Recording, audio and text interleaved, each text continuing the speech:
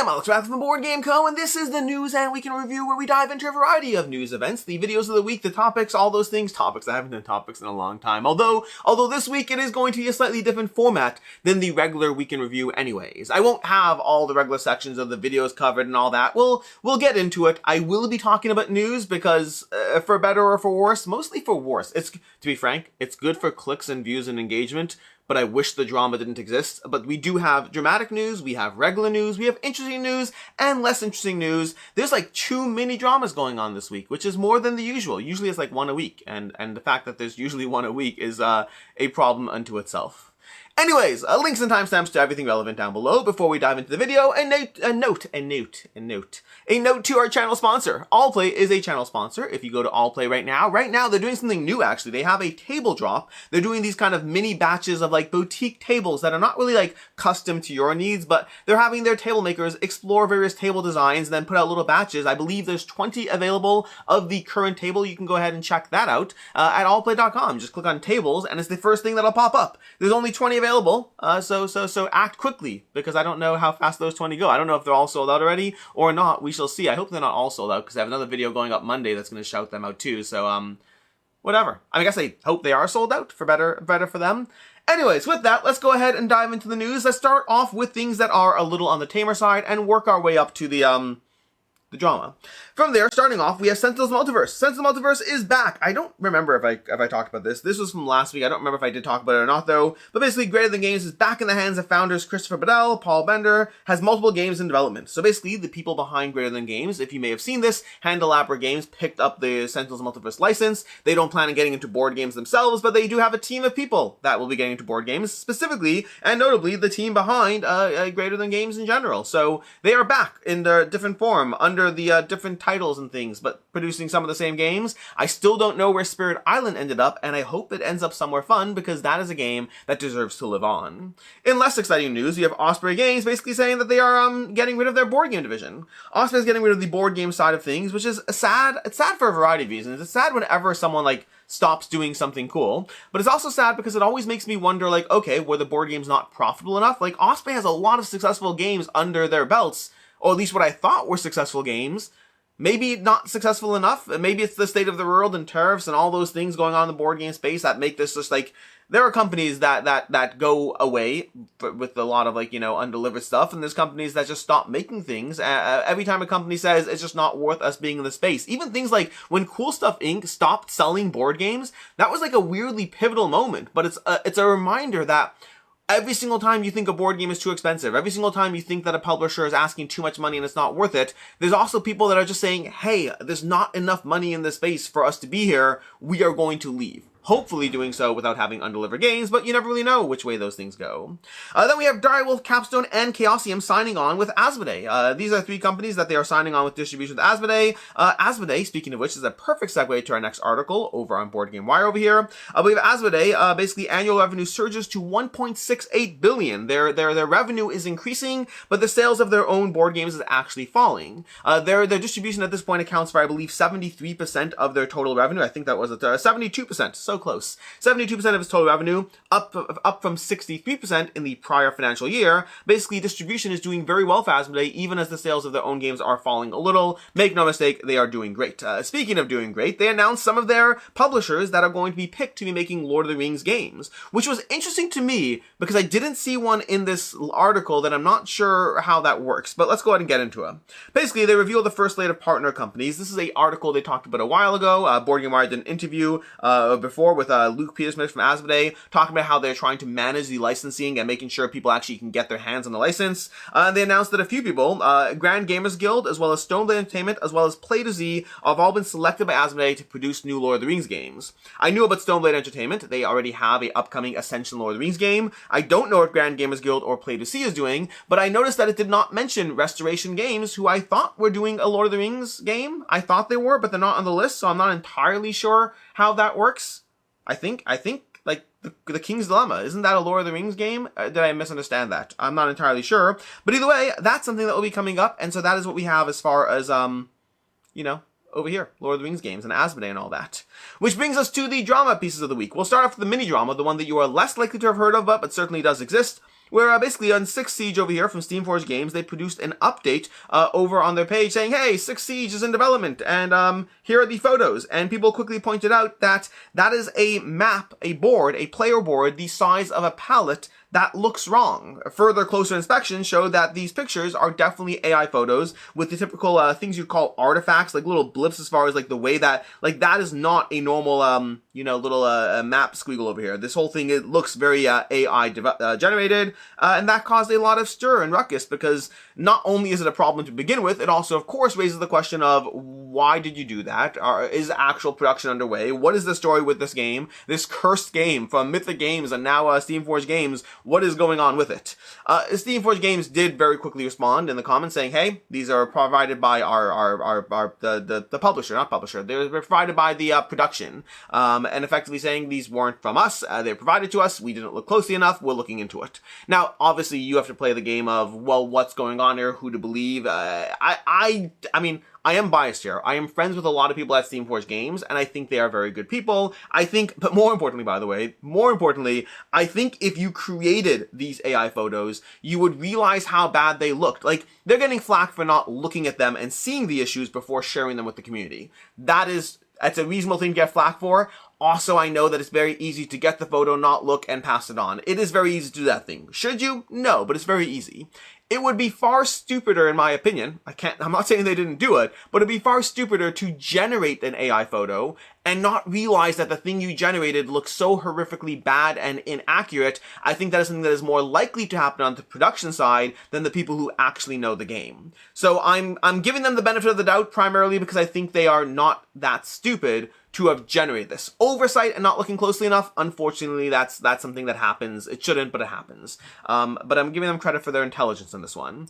They did post a follow-up. I'm not saying what happened. I don't know what happened. I'm just saying my opinion. They did post a follow-up update, a message to our community, going into a bit more detail. We should have closed her. We didn't. Like, that's on us. It's easy to just get into they have lots of games in development. It's easy to see photos, send them on, and not really analyze each one, although I guarantee you they will be looking more closely in the future, and then sharing production photos and all those things that are likely not AI doctored. I assume that it would be very, very stupid at this point to put together an AI photo, knowing that people are going to be looking like hawks at these photos. That's kind of where things are. It definitely does not look good, and I guarantee you that on all sides, no one's really happy about how this played out. Which brings us to our larger drama of the week, and I don't know how much I'm going to be going into this. There's an article on Board Game Wire, but I'll be covering this as well as, past that. Basically, Board Game Geek fires veteran advertising manager for rejecting campaign due to first-hand experiences of demonic possession. Again, Mike from Board Game Wire, if you're watching this video, the titles of your articles are so long. They are trying to capture every single possible aspect that will hook you in. Like, that you wanted to have the first-hand experiences of demonic possession in that title because it's so much more juicy. It really pulls people in. I understand that this is... I just hate the long titles. I hate them. They're too long. Anyways, what actually happened over here? Let's go ahead and shut this down and just talk about what happened. Over Board Game Geek, they fired their advertising manager, who I believe has been with them since 2007. So 19 years this person has been with them. And the reason they fired them is a board game. It's actually currently live on GameFound right now. I think it's called, what was it?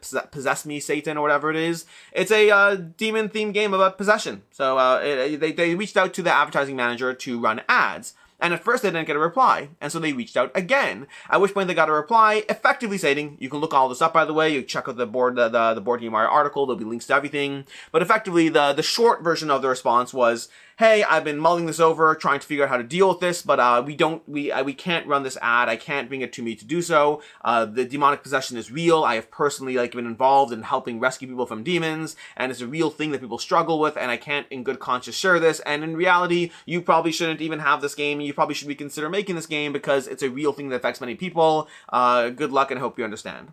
That's not word for word, but that's a general paraphrasing of what was said. Again, you can look up the actual screenshots of all of this.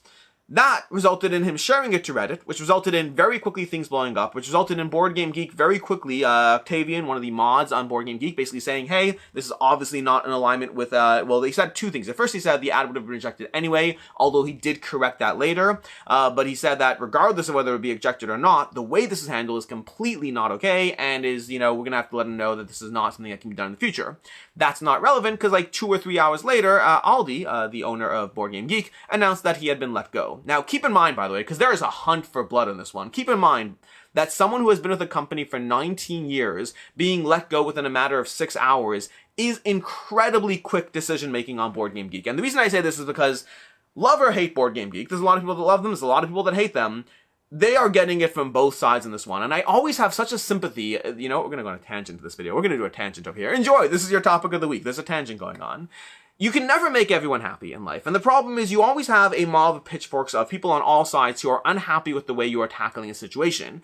And realistically, you should take into account all sources of feedback to kind of check yourself. But you also have to learn to tune out the mob because you cannot make everyone happy and you should not try to make everyone happy. I say this because Board Game Geek, by all accounts, by so many people, are considered to be an incredible left-wing company that are censoring every single possible allegiance of anything leaning slightly to the right is censored, and there's no room for, you know, good Christians or Republicans. There's no room for that at all. That's the general, like, perception of people, that Board Game Geek is a friend to everyone on the left and has no patience for everyone on the right. The reason that's relevant to what I'm about to say next is in this giant thread on Board Game Geek, there's people like calling out Board Game Geek. How can you harbor people like this? I should have known, you know, my money's going towards people. I don't even know what kind of, you know, viewpoints you have in life. The fact that you didn't fire him in 2 seconds tells us everything you need to know. The fact that you're not, like, there's people who are upset and out for blood and calling out Board Game Geek on so many things because they're not left-wing enough. Which is, to me, is a crazy concept because everyone on the right hates Board Game Geek. This is the same thing I talked about when Dice Tower was going through the whole thing with Sam Healy. I talked about this as well, where a lot of people were sitting there more on the left, calling out the Dice Tower and calling for blood and action and all those things. Meanwhile, there's people on the right going ahead and saying that Tom is a enemy to the church and a terrible person and has fallen in with the left and is bending over backwards to appease people. No matter what happens, you cannot make people happy in life. Just this past week, more tangent, and I apologize to the person who commented this if you're watching this. Just this past week, I did a video on Terraforming Mars, and I had someone basically saying, hey, unless you, and they took it back a little bit, I'll explain in a second. They said, unless you, post a follow-up video going into the issues with the transphobia, the racism, and the Nazi Party. I'm not familiar with all of them. I know about the transphobia part. I don't know about the racism of the Nazi Party. I haven't looked into it enough. But basically, if you don't talk about all these things regarding the Frixis team, I'm going to unsubscribe from your channel. And, like, again, it's that aspect. And again, I replied to them saying, hey, I engage in conversation. I don't engage in, do this or I'm gone. Then leave, by all means. Like, I'm just, that's not a conversation. And they apologized and retracted and rephrased what they were trying to convey, which I totally get. I might say or do things that make myself a channel you don't want to watch. And I get that. I do. But, like, we have to dial it down. We really have to dial down the extent to which we immediately are out for blood in so many capacities. Again, Board Game Geek, by all accounts, is a friend to the left and to being inclusive and to being mindful of people and to not in any... And they can't make everyone happy. They just can't. It is what it is. This is a bit of a segue, a bit of a tangent. This is not intended. The article is that, hey, Board Game Geek, advertising manager for 19 years, tells someone we're not going to run your ads because of my own issues with Christianity and Satan and demonic possession, and Board Game Geek fired him. That's the very short version of this. And I think that's an appropriate course of action. I say this as someone who has talked with their advertising manager, been friendly with their advertising manager, and he seems like a good guy. I knew none of this other stuff, and I'm sure, this is the tricky part of life, I'm sure he is still a good guy who happens to be making, in what I would consider, a very poor decision in terms of the lines of these types of things. And I think good people, and this is where, again, I will get flack for this statement, I think good people can harbor views that are not great. I, once upon a time, I probably still harbor views that are not great, but for sure, you rewind myself 10 years, and I think 10 years ago, I was a good person that harbored views that I would not agree with today. I still think I was a good person, but I think we are all a product of our environment, and we all have to figure out life. And it is okay to condemn viewpoints. It is okay to condemn actions, but it's also okay to understand that the person behind those viewpoints and actions is not necessarily a bad person. They might well be a misguided person. And who's to really say who's right and wrong in this world anyway? We're all just kind of assuming that we are right. I'm not defending his viewpoints, to be very clear. I'm defending the idea of, like, this witch hunt that sometimes happens that I am totally against the witch hunts of it all. I do think he should have been fired, by the way. I think that the extent of the decisions he made show such poor judgment that while I feel bad that he is fired, I think that is a correct reaction on behalf of Board Game Geek. I think sometimes people do things that are so stupid you can't afford to have them as an employee, regardless of whether their intent was good and regardless of how nice of a person they might be outside of these things. I feel at this point in the video I've said so many things that will possibly be triggering to different sides of the political spectrum for any number of different things I said. But hey, hopefully it doesn't go so south for me. That's kind of the news part of things, which brings us to the rest of the week in review, which is not really going to be the usual format of the rest of the week in review. Normally at this point I launch into the videos of the week, the games we've covered, all of that. I'm not doing that. Honestly, if not for the news pieces this week, I wasn't sure if I was going to do a week in review because my week is going to be crazy. Just this past week, or 2 weeks ago, was it 2 weeks ago? Has it been that long? Yeah, 2 weeks ago. 2 weeks ago was my son's bar mitzvah. My whole family was in for that. Then we had a friend come in for a week, which, took up a lot of time, and playing games, taking a week off, which was very nice, very rewarding. Then next week, I'm going to UKGE. By the way, for the record, I rarely ever actually take off. I'm almost always working. My life is fun and games, but it's always work, fun, and games. But I actually took off a week. Even in that week, I still took multiple meetings because it is what it is. But I took off a week. It's very exciting for me. I didn't do that. I combined my son's bar mitzvah and a friend coming in, family and friends and all that, and just took off a week of work, which is so nice. Then I have to get back to work, which was less nice. I like work. I just have to catch up to it all. This week, I'm leaving in a few days to UKG, UK Games Expo. I'll be flying internationally to over there. I think I'm leaving Wednesday morning. I should probably double check my flight, but I'm leaving Wednesday morning for that. After UKG, I'm going straight to Poland, to Wrocław, where the GameFound headquarters is, because I go there like once a year to touch base with the team, have meetings, all those things, just like rub shoulders with people. I mean, I rub shoulders with them at conventions, but it's good to see people. It's good to be there. Plus, I mean, pierogies. Have you had Polish pierogies? Oh my gosh, that's worth the flight alone. It's not. Nothing's worth international travel, but it is a nice compensation prize for international travel. From there, I'll be at Wrocław for a few days, which means I'm basically going to be international for a week and a half, and then back home, which means the next week and a half to 2 weeks, I don't know what the video schedule will be. I do have a bunch of videos lined up, and I always have videos. I've talked about this before, but I always have videos in the queue. I have I think 52 videos currently in the queue, and I'm always mindful that if 14 videos go up a week, I have to film 14 videos a week, and usually I'm pretty on pace with that. Sometimes I have less travel and I'm able to get ahead of the curve. At the highest point, I've had 70 videos lined up. At the lowest point, I've had 40, but I always have videos lined up. But I also like to give myself grace. Every video that doesn't go up in a day is one less video I have to film. So I don't know the schedule for the next week and a half. What I do know is I have a lot of fun videos coming up.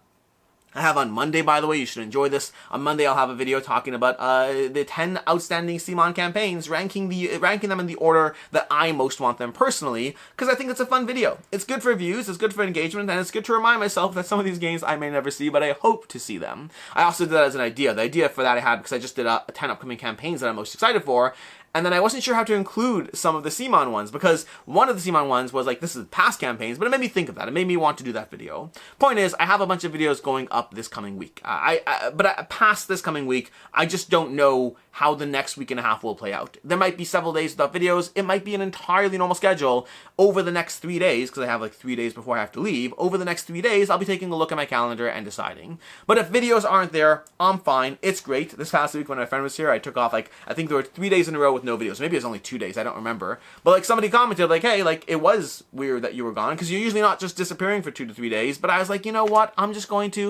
going to enjoy myself. I'm not going to focus about getting every single video live. Again, I still took 3 meetings that week and filmed 3 or 4 videos, but I was able to dial it down. And dialing it down sometimes is important, especially when I have things going on like this. So that's kind of this. This is a little bit of your news and week in review. Aside from games being played, I have a lot of games I want to play. I just don't have them all. I have Kingdoms Crossing from Pandasaurus that just showed up. Just learned the rules for that. Hope to be diving into that one soon. I'm still trying to get into Lands of Evershade, but again, this past week was a bunch of campaign games. I may have finished through some of those things, but Lands of Evershade, I am so looking forward to. Definitely check out. Mark Dainty is it Best with One? I can't remember Mark Dainty's channel, which I'm blanking on the board game name, but he just did a review of Lands of Evershade that I definitely recommend checking out. It also made me debate whether I will or won't get rid of Dragon Eclipse, because he said Dragon Eclipse is one of the top 10 favorite board gaming experiences he has had. That made me want to play it. It's still here on the shelf right now. I've just been debating getting rid of it. My daughter's currently painting the miniatures, and I do want to play it. I want to play everything. I want to do everything. We don't have time for everything. I just started playing Expedition 33. This video is all over the place. I just started playing Expedition 33, and oh my gosh, I am loving it. I didn't think I would, but I it looks like not the kind of game experience. It's it's a quick time action. I like the fighting from Spider-Man. I don't want this quick time events, but it works. It works really well, at least so far. Now, granted, I'm only 3 hours into it, and I will say the difference between 3 hours of gameplay and 20 hours of gameplay is very much where the question is. Is it still fun 20 hours in? But honestly, I want to play it right when I'm done with this video, and I can't because I have to do things. And that makes me upset. So I will have to deal with trying to play Lands of Evershade, trying to play Expedition 33, trying to film all the videos, which I do enjoy. I have so many. I haven't done Druids of Adora. I have a review coming for Druids of Adora. Dice Tower gave it like 6s and 7s. Shame on the Dice Tower. Not actually shame on the Dice Tower. Druids of Adora, I have found, is a very divisive game. Like, on their Think a Themer said that it was the #1 game of their year last year, or I think specifically one of theirs, Amy's game last year. But whatchamacallit, what am I saying? I'm saying that Druids of Adora has been a very divisive game that some people have loved and some people have been very medium on. I am loving it. It is a 5 out of 5. I'll tell you that right now. The review has not come, but I've saved you the time. I love Druids of Adora. If you want to see the review, you can watch that. But I haven't even filmed the review, but I want to. I want to do so much. I want to do so much. I wish I had more time in the day. Every day. I wish I had more time in the week, more time in the year. There's so many things that are worth doing in life, and there's not enough time to do them all. With that, I'll go ahead and end this week in review. I'm Alex Radical from Board Game Co. I hope you've enjoyed this video. Until next time, I hope you have a good one.